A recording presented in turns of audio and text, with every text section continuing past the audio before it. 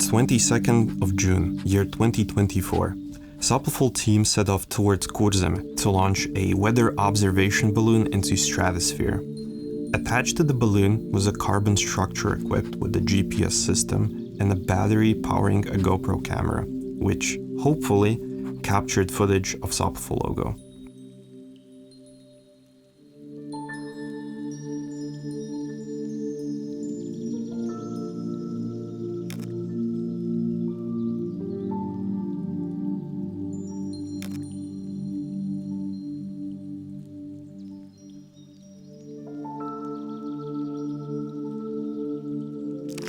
The plan was simple, to launch the hydrogen-filled balloon from Kulīga region, aiming for a height of around 30 kilometers.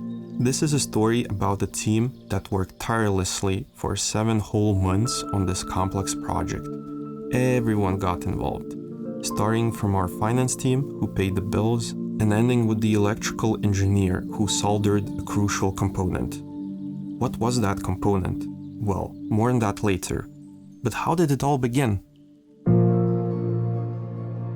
So one day I come to office, I do my usual morning routine. I sit next to my computer, check my emails, and one specific email really catches my attention because there one of our customers is asking us literally, can you send my brand to stratosphere?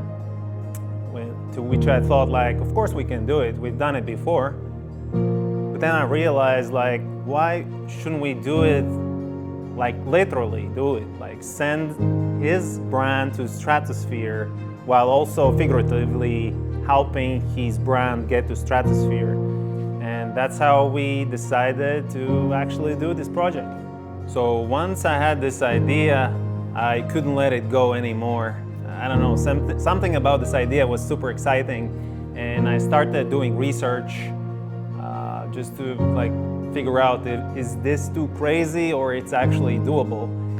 So the team got together and we really started to work on this. We started to put together all the pieces, and in the process we realized that actually this thing couldn't be done that easily. This is how it always goes. When you conceive an idea and strive to bring it to life, you will face numerous challenges that will need to be solved. Sometimes these challenges are easy, but more often than not, they're freaking difficult. And that's how we met Pals Irbins, an official astronaut candidate and space industry expert. I'm Pals. I've been a space enthusiast from my childhood when I saw first rockets going into space, and I've been inspired about space since then.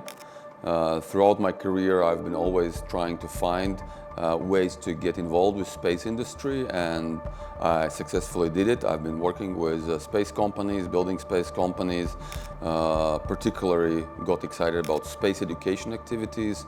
I've been building Latvian space industry from zero, being the first president of Latvian Space Industry Association. I've built the largest space education center in the Nordic countries. And my biggest adventure was being part of astronaut selection campaign at European Space Agency, where I made it to the top 10% of more than 20,000 candidates. The project like this, where you launch a balloon into stratosphere, they seem from the outside very simple, and technically they are not that complicated. You don't have many technical aspects. It's not like a satellite you're launching or rocket you're launching into space. And many universities teams, student teams, they're launching experimental platforms into stratosphere. Technically it's simple, but the biggest challenge is a lot of organizational activities around. You have to check weather, you have to check locations and direction of the flight, and all the GPS coordinate tracking. A lot of small aspects that require a lot of organizational skills, planning skills, risk management skills. So these projects seem to be simple from the outside, but they are technically and organizationally particularly very, very challenging. We began our journey with the first stop being a gas station just outside Riga. We had 4 cars in total. We bought coffees, hot dogs, fueled up the cars, and set off towards Kulīga. Everything seemed well planned. A week before the scheduled launch date, we tested cameras, batteries, and GPS systems. We constantly monitored weather forecasts and tried to calculate the potential landing site for the balloon, which was expected to land in central Latvia. However, upon arriving at the launch site, we were met with one surprise after another. The wind was too strong, there was no phone reception, internet access was limited to certain areas, and even our space industry expert Pauls began to doubt the balloon launch. But there was no turning back. Too much time and effort had been invested over the past 7 months to give up now. In the morning when I woke up, the day of the launch, I looked at the weather forecast and I just scrapped the last pieces of my hair and I thought this is going to be one of the biggest and the most challenging missions I've ever had. I've had more than 20 of these kind of challenges, and I thought there are so many risks involved in launching the platform on this particular day that I thought the rate of failure is much higher than the rate of success. So, but I know the team behind, so I knew the team behind organizing the event, so I thought that they should have a lot of luck on their shoulders to get a successful mission. One of the challenges for these kind of missions is a lot of good infrastructure. Internet and GPS coverage is number one aspects that have to be taken into consideration. I thought in the beginning that we will have a really great place to launch, and when we arrived to the place, another problem on top of all the other problems that we were facing in organizing and planning was we didn't have a good coverage, both internet and the GPS, so that just increased the rate of failure dramatically. We diligently carried out all the necessary preparations. We found the perfect spot where we filled our balloon with hydrogen and then attached the carbon structure with cameras to the balloon. The wind continued to pick up, but our biggest issue was GPS signal. It simply wasn't working. Luckily, we had a plan B. Attach an iPhone to the structure, hoping that when the balloon pops in the sky and the structure parachutes back to the ground, we could locate it using Find My iPhone app. However, with no phone reception in the area, we couldn't verify this plan either. As Paul said, we had to rely on luck and the dedication of the team behind this project. Speaking of the team, there were 8 of us in Kuldīga, all 100% focused on making this project a reality. Just as Supliful's CEO Martin says, we constantly solve our clients' problems, and this project is a great example of how everyone was ready to tackle any challenge that came our way. Okay, let's go. Whew. I will not blow. All right, we're here today, about 170 kilometers away from capital of Latvia, Riga, in the beautiful countryside. And this is how a summer of Latvia looks like. Most of you are probably wondering why the f you're here, like in the middle of nowhere. But today we are arranging a stunt, an event where we are lifting a huge balloon of hydrogen into the stratosphere. And for that it has a massive symbolic aspect, because we literally at Supliful help other businesses to launch their own brands into stratosphere. Thankfully, the rest of the team had no ideas about the GPS issues. Only the project manager Pauls, yes, we had 2 teammates named Pauls working on this project, only he was aware that the GPS system wasn't working. When the team asked if everything was going according to the plan and if the GPS was working, we responded positively, assuring them that there was no reason to worry. We all knew that if the GPS failed, we wouldn't be able to locate the structure once it landed somewhere in central Latvia, possibly in the treetops or perhaps in the middle of the lake, who knows. You know, so when the balloon goes down, I hope it's gonna land someplace really unexpected, like a lake or something, because, you know, I don't like things to come easy in life. And I think also in our company, things haven't always been easy, but we have always overcome our challenges. And I think also when the balloon lands, we're gonna find it. It's really exciting to be here, to be part of this opportunity to go basically into space. Even though there's a lot of talk about space ventures and exploring more of space, and obviously a lot of companies already did something like that. I never really heard of it myself, so for me this is like opening a completely new world, and I'm truly honored to be part of this day, to be part of this team, to explore something like that. We filled the balloon, and Pauls placed GPS into a specially attached box on the platform. He closed the box, thinking to himself that this is the moment when our team needs luck more than ever. Our team gathered at the launch site, ready for the balloon's ascent in just a few minutes. The structure was brought over and tied to the balloon with a rope. Hydrogen was filled into the balloon precisely for the platform to rise and pop at about 25 to 30 kilometers above the sea level, which means it would fly for about an hour in the sky. We waited for the wind gusts to come down, and then the countdown began. 3, 2, 1, launch! Balloon flew rapidly. In the first 15 meters, balloon structure almost caught on the tree branches. Thankfully, it cleared of all the obstacles, and amid applause from the Supliful team, we watched it disappear into the sky.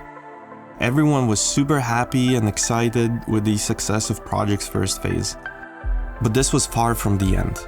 Now began the hunt for the balloon. Remember, only Pauls knew that the GPS wasn't giving any signal. We had to rely on luck. We quickly packed up our equipment, cameras, jumped into cars, and headed towards the predicted landing area of the balloon. The estimated location was very rough, but it was our only lead. So, what happened along the way? The second most skeptical person on our team was our cameraman. He never thought we would actually find the platform, not to mention that we can follow the platform. And based on my experience of actually seeing potentially the balloon that's up 30 kilometers up in the stratosphere from the ground level, I thought that we should give it a try. And at the moment when the time showed that the balloon should be on its highest peak, I decided maybe we should try and see with the naked eye. And we were really lucky again, and we just stopped the car, went out, looked in the direction where the balloon should be, and he was there. And most funny part that the skeptical cameraman, he actually was the one who noticed them. You should have seen his face. It's too bad we didn't have a camera filming the cameraman, because he was running around like a small baby, being happy to see a small pixel, small white pixel on the blue skies. I think this is going to change a whole lot for us as a company, like symbolically, because we just recently had an event where we kind of started to shift towards another direction. I think this really puts a staple in our trajectory. Supliful, a new and ambitious company with high standards of work ethics, is serving as a benchmark for other European businesses. In less than 3 years, we have helped numerous entrepreneurs create multi-million-dollar brands and become financially independent. We continue to grow and develop because our main focus is bringing success to businesses that use our platform. It's a win-win partnership, and each win fuels our team to go further and aim higher. Team Supliful really got my attention and really surprised me in a very positive way. They got themselves very organized, they're very resilient, they are very well focused on what they want to achieve, and most importantly, they are very patient. To me, as a person who's been working in business, especially in the space industry and other sectors, patience and persistence is something that I value a lot, and this is what I see in Supliful team. They've spent a lot of months preparing this. They've been very persistent on getting this mission done, despite of all the hurdles and obstacles involved in the project. I would work with them on any project they would invite me further on. How does the story end? And can it even have an end? I don't know. But according to our calculations, at 1 hour and 30 minutes after launching balloon into the stratosphere, when it should have already landed, a mysterious thing happened. GPS signal appeared in the app, indicating location of the balloon approximately 15 kilometers from the predicted landing site. The whole mission was just a combination of at least 5 big risk factors, and in this mission all those risk factors actually came one on top of another. So if you would look statistically, the whole project was with a 0.1% of success rate. So you could imagine how much stress the whole organizational team had in launching. So once we started to realize that there is no way back of the mission, we had to make sure that everything runs as smoothly as possible. So the whole team worked together as one big fist to launch the probe. We had the risk of the probe hitting the trees, we had the risk of balloon blowing up, we had the risk that GPS trackers would not work, we had the risk that we would not get the signal from GPS trackers and the mobile phone, we had the risk that the balloon might explode before actually reaching the needed altitude. So you could imagine how much stress the whole team had, and when they saw the balloon actually going up, it was like a small ecstasis for all of us. I think one person this whole mission can be called successful for was the head of the project, Pauls, who had so much luck on his shoulders, and having the probe landing just next to the road, just in the bushes, that was the biggest of luck we could have. Normally these kind of probes, they land somewhere in deep forests, they land sometimes in the rivers, in the bushes, and you need to spend hours to actually go and go through the jungles to find the probe.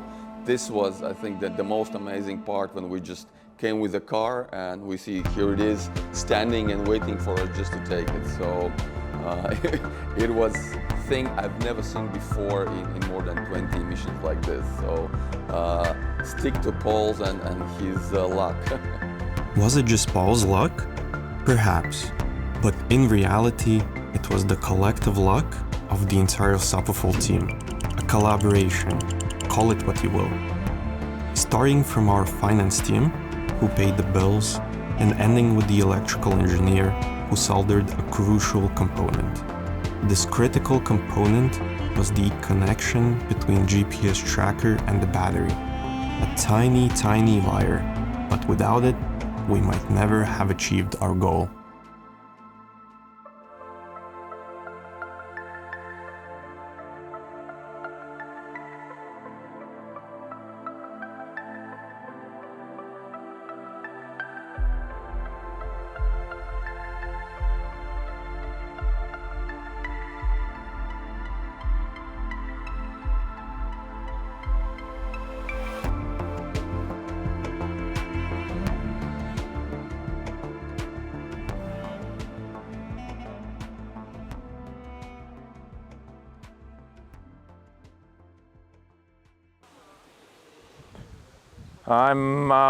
I'm actually thankful for this project because it gives me, I would say, a day off. I can just leave everything to my team members. I don't have to think about anything besides making sure that, you know, all other things are going on. But for me, this means yeah, it's a special day for Supliful. Oh my God! But it's special for me as well because, yeah, I see a great group of people doing a lot of things, managing stuff, and yeah, for me, I can just, yeah, be here in greens, do not think, oh my God, these flies, do not think about anything, don't be worried. So yeah, that's why I'm here, just, yeah, socializing, being a passenger princess. Yeah, that's what I like about Supliful. You can rely on anyone. Yeah, and sometimes when needed, just chill out.